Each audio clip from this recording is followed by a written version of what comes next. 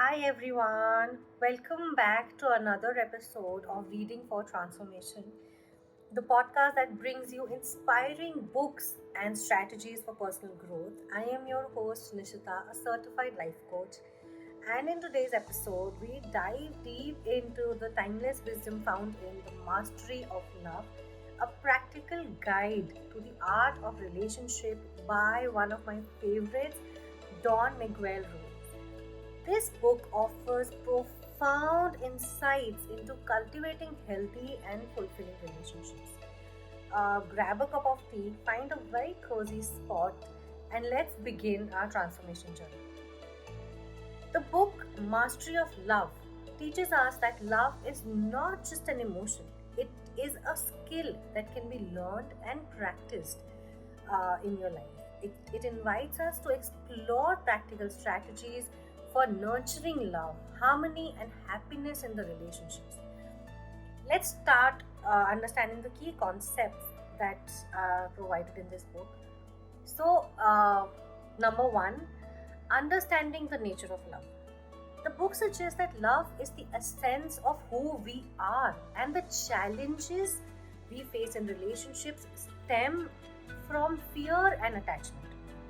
Now, there are two tips that I've applied in my life after understanding this concept is one, awareness of fear. Notice when fear arises within you during interactions with others. During those times, maybe you can take a deep breath, observe it without judgment, and acknowledge your fears. Once you do that, you begin to release the hold the fears have on you, and you start feeling light, and that gives you a lot of freedom and power. Next tip that I have here for this particular concept is cultivate unconditional love. So practice loving people unconditionally, both towards yourself and of course others. Let go of all the judgments, your expectations, and conditions that are placed on love. Allow this, allow love to flow freely, embracing the imperfections and uniqueness of each individual. Uh, as I say this, I have a very personal example in my life, and I am a dog fan. I am a dog person, and I think everyone should learn the concept of unconditional love from these beings. Dogs are unconditional. Uh, I can't begin to share their how unconditionally they shower love on their humans. You give them one biscuit and they will still love you. You give them their favorite meal and they will still love you. We should always learn how to love unconditionally from dog and in fact little babies and toddlers. Of course, when toddlers are hungry, babies are hungry, they will ask you, they will demand for things, but uh, they don't care how much money you have. They don't care the luxury you possess. They just want your attention.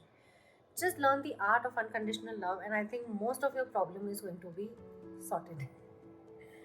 Another takeaway from this book, according to me, is the power of self love. It's the foundation of healthy relationships. If you don't love your own self, you do not expect that from others. And how do you do that? I have amazing tips that I have applied through my life to embrace the power of self love. One, self acceptance. Embrace yourself fully, including your strengths and your weaknesses. Celebrate your individuality, your achievements, your milestones, and practice self acceptance. Remember, you are worthy of love and respect just as you are. You don't have to change a thing in yourself. Also, I believe when you start self acceptance, you can in the morning you can create this habit of stating self love affirmations, and that will help you reframe your mindset. Next tip I have is self care rituals. Like I said, affirmations is one. Develop these rituals to help you nourish your mind, body, and the spirit. This could include engaging in activities that you love, taking breaks, practicing mindfulness, or seeking support when needed. Prioritize your well being and create a loving relationship with yourself first. My third key takeaway from this book is communication, the art of authentic communication. It's the backbone of your relationship. The author also emphasizes the importance of very clear and, of course, authentic communication. How do you do that? Two things again: active listening. Practice that art by giving your full attention to the other person. Avoid interruptions, formulating responses in your mind. Most of the time, we listen to respond. This time, try to listen, to understand, to empathize. Seek to understand their perspective and validate their feelings before sharing your own. Second tip I have is speak your truth with a lot of love and kindness. Speaking your truth doesn't mean yelling at the other person or make sure that you win the argument. Speaking your truth means you express your thoughts and emotions very honestly but with kindness and respect. Use the I statements to express your feelings without blaming or criticizing the other person. This will help you open a dialogue and create a safe space for both parties to communicate. My fourth key takeaway from this amazing book has been boundaries.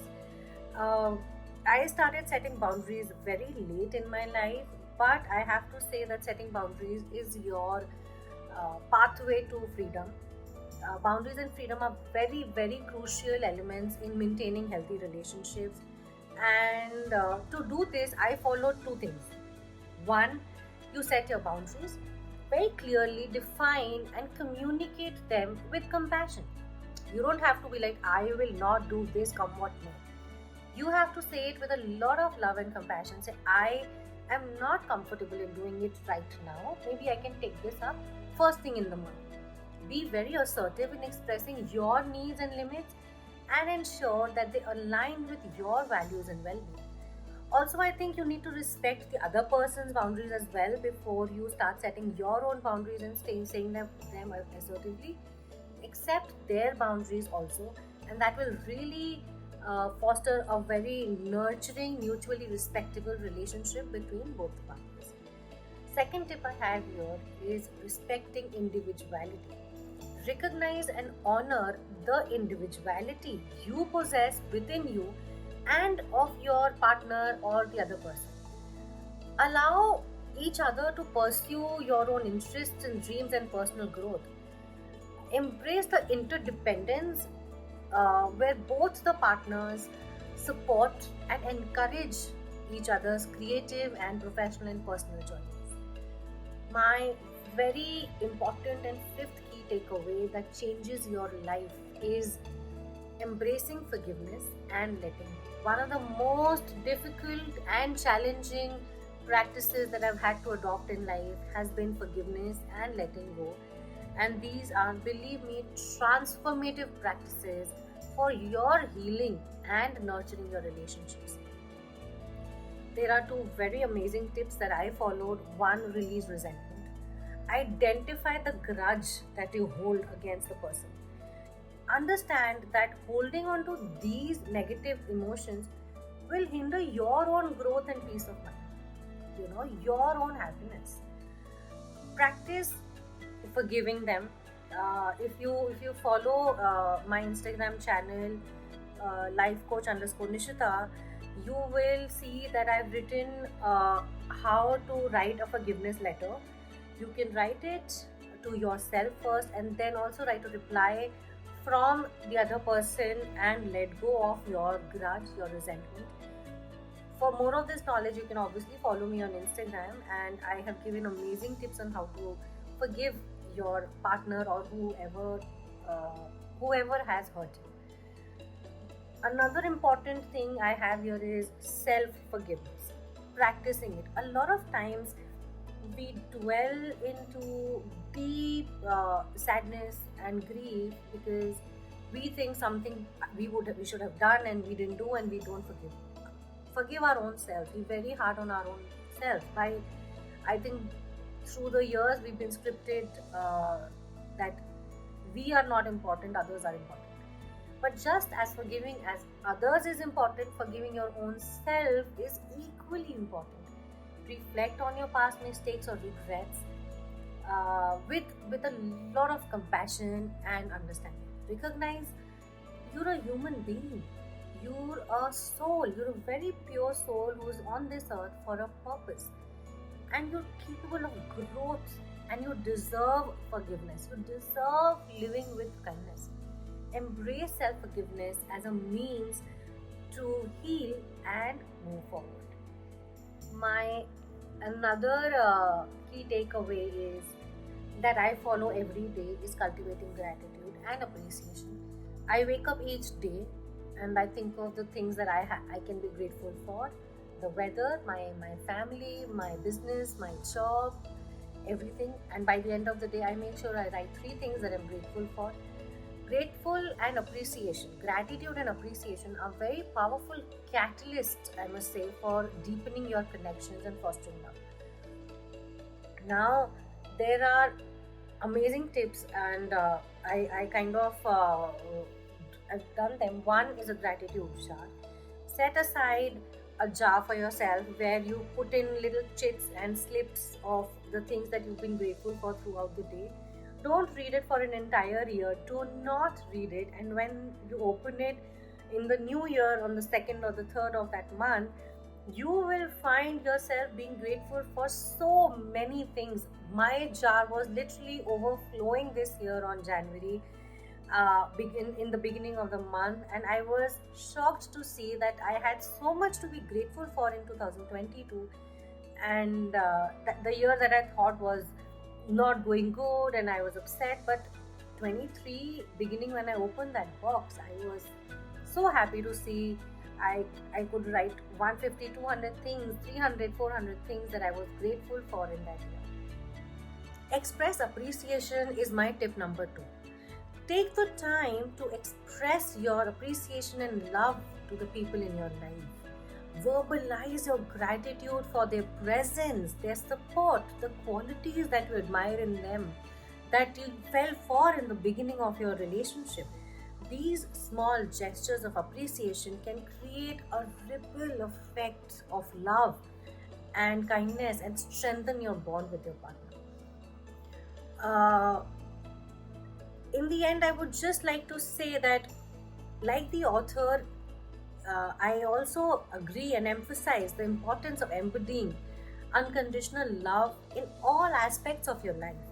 Your love as an action does not depend on the situation, the person, the atmosphere, or any third parameter. Love is what you are. You cannot, if you have a habit of letting go things and forgiving people, it is a sign of strength. You can extend your kindness and compassion in the world to everyone around you, and also to the strangers, and of course primarily to your own self. Engage in small acts of love and compassion and create a more loving world. Let love guide your actions. Make a very conscious effort to let love be your guiding principle in every interaction and decision. Pause and ask yourself, what would love do in this situation? And you'll see that, your communication style will change. I suggest let love be the compass that directs your choices, your words, and your actions. And there you have it from my side, amazing strategies and tips and valuable insights from the mastery of love. Remember, these concepts and tips are meant to be practiced and integrated in your daily life with consistency and a lot of kindness. Embrace this journey and nurture relationships in your life. Thank you so much, everyone, for joining me on this episode of Reading for Transformation. I hope you found inspiration and guides to help you in your relationships. If you've enjoyed this episode, please subscribe to my channel, follow me on Instagram, and my handle is lifecoach_Nishita, and share it with others who might benefit from these insights. Until next time, keep reading, keep growing, keep loving, and keep transferring transforming your life.